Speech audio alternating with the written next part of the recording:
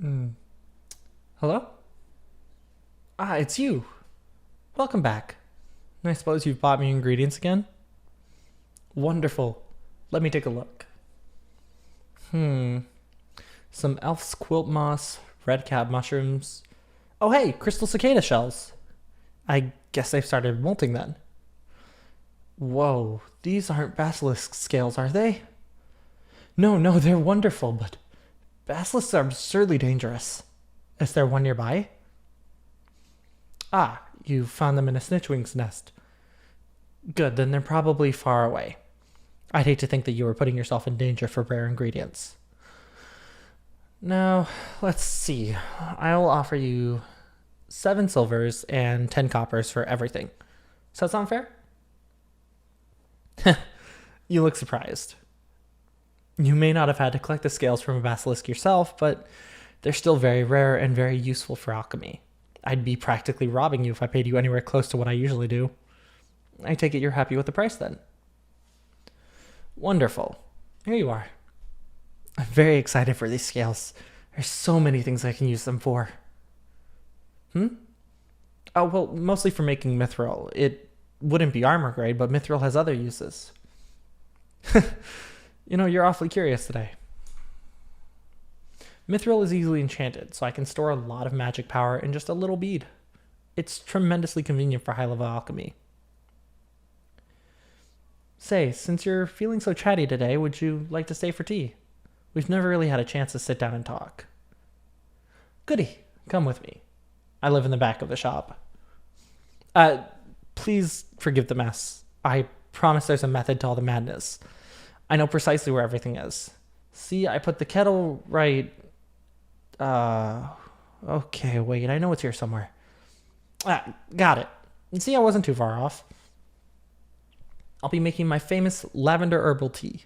I mean, it's not actually famous, but it would be if I had company over more often. Alchemy shares a lot in common with cooking, so alchemists are usually good cooks, and we make the best tea ever. Take a seat. Let me just start boiling the water. So how's life? I understand that you do some other odd jobs around the village, aside from collecting alchemy ingredients. How are those going?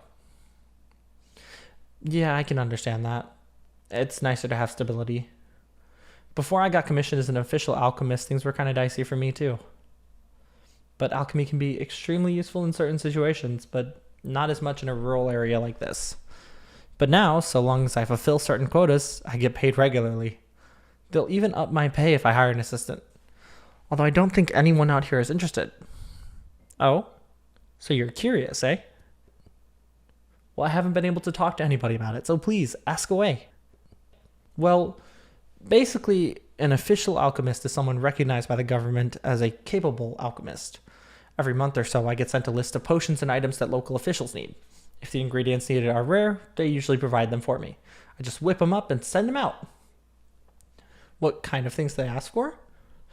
Well, most of the time it's things for medical purposes. Healing potions, silkware for sutures, antidotes for magical ailments, that sort of thing. Which is important work, of course, but not the most exciting to produce.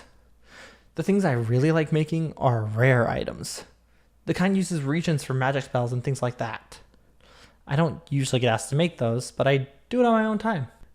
I still get to sell other stuff I make, so I keep those in back just in case some mage passes through. What is alchemy? Where to start? Well, I guess the best place to start is at the beginning. Alchemy doesn't have the most noble origins. It started with a power-hungry king ordering his wizards to find a way to turn other metals into gold. Technically, they succeeded, but the necessary ingredients were way more expensive than the gold that they created. But the wizards realized that they'd found a novel way to use magic. You see, the wizards knew right away that they couldn't transmute matter with their own magic, but they knew of a variety of magical creatures, plants, and minerals that had promising properties. They managed to extract those magic properties to do things they couldn't. Alchemy allowed them to transcend human limitations. And I mean, sure, alchemy is a slow process, so it's not suited for every purpose, but it's versatile, powerful, and anyone can learn it. No inborn magical potential needed, although naturally some people are still better at it than others. The whole thing is a really interesting process. Different sorts of magic reside in almost every living thing to various amounts. Every different type of magic has a different process for extraction, and some of them interfere with each other, making certain combinations really difficult to get. And even once you've extracted magical essence, there are a bunch of different ways to infuse it into an object, which can change the end result. And there I go. I don't get to talk about alchemy with other people that much, so when I do, I kind of gush about it. It's kind of funny. When I started practicing alchemy, I wasn't interested at all. It took a while to grow on me, but I finally found that I loved it once I really gave it a chance. Oh, well, it's kind of embarrassing. You see, when I was little, me and some kids snuck into an alchemist lab and stole a bunch of stuff. We were total brats back then. My dad found out about it, and after I returned all her stuff, he made me help her out on weekends as an assistant. For the first couple of months, I was always pouting about it, acting like it was so unfair. But I caught myself listening in on her when she was muttering to herself about how to create something new and peeking at her notes from time to time. She noticed I was getting interested, so I graduated from sweeping floors to helping to prepare ingredients. Before I knew it, years had passed, and she told me I was ready to start my own lab. Did you know that you were the first person to buy one of my creations? Yep, I still remember it so well. I'd gotten really excited to be out on my own in a new town, and I had a whole bunch of items ready to sell, but nobody wants to buy something from an unproven alchemist. I didn't get any customers for my first couple of days. But then you showed up. You'd scraped your knee while exploring the forest, and you bought a healing poultice from me. It meant so much to me, even though I'm sure you didn't give it a second thought. And then, oh, well, I never told you this, but, well, without thinking, right when you had turned to leave, I rushed over to you to give you the biggest hug as thanks. I realized what I was doing just in time. You turned around to see me suddenly standing right behind you. I knew I had to give you some reason why I'd rushed over to you. I panicked and just sort of blurted out that you should get me ingredients the next time you're in the forest. Yeah, totally embarrassing. I guess you bought it, though, because the next day you were back with a sack full of herbs. It was the start of a long and prosperous partnership. By the way, you haven't told me why you gained such an interest in alchemy all of a sudden. Are you trying to become my apprentice or something? Oh. Wait, really? Well, I'm honored. I'm kind of surprised, though. You don't seem like the type that want to stay cooped up indoors. Oh, so you want to learn alchemy so you can make stuff on the go as an adventurer. Honestly, that's a fantastic idea. I don't know why more adventurers don't want to do that.